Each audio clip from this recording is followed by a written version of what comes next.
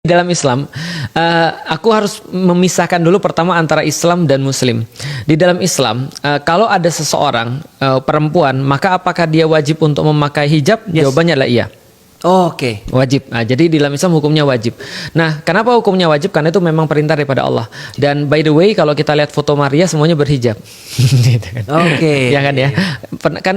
Nanti janganlah nanti penistaan agama gitu kan.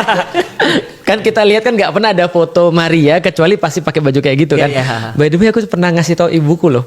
Jadi ibuku ada foto kan, aku liatin ada seseorang yang lagi ngisi kajian gitu ya di tengah padang pasir.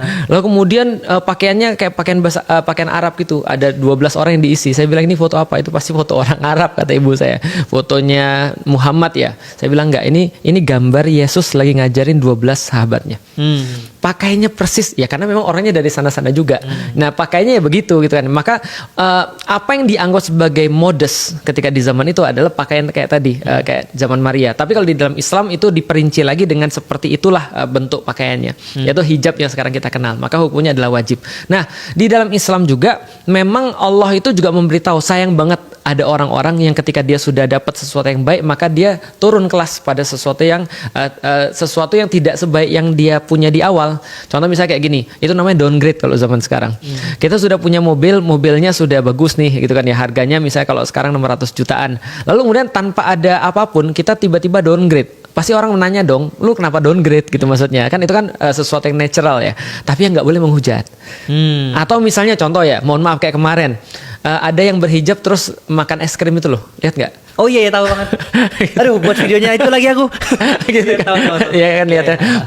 Nah itu kan orang-orang bilang, lepas aja hijab lu. Iya. Gitu kan ya. Jadi seolah-olah loh kok saya bilang gini, itu lu kesel betul, nggak salah lu kesel, tapi jangan lu kesel dan lu permasalahin hijabnya.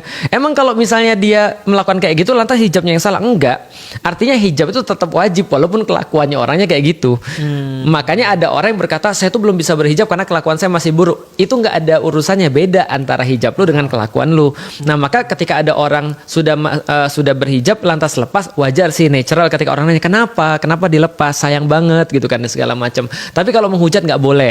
Karena kenapa? Karena di dalam Islam ya bagaimanapun keputusan orang ya bukan keputusan kita. Kita sebagai orang Muslim hanya boleh menasehati saja. Nah makanya kan kadang-kadang kita buat guyonan yang soalan kayak yang tadi itu. Misal contoh yang kayak orang yang makan es krim. Itu teman kita buat guyonan tuh. Namanya Wimar, dia buat guyonan begini. Nah dari situlah saya tahu ternyata untuk menikah itu tidak cukup hanya memilih wanita yang solihah, tapi juga harus pakai es krim aja. Itu guyonan tapi itu kan ya. Artinya, nah itu bukan penistaan agama. Kenapa? Kita menggunakan itu sebagai bahan guyonan untuk belajar. Yeah. Artinya kalau seandainya seseorang itu baik, ketika dia berhijab itu kebaikan yang satu, ketika dia berkata bagus itu kebaikan yang satu lagi, ketika dia misalnya beradab bagus itu kebaikan yang satu lagi, dan itu nggak boleh disambung-sambungkan, terpisah satu sama lain. Tapi kan tadi hukumnya adalah wajib untuk seluruh muslimah menggunakan hijab. Betul. Ya kan?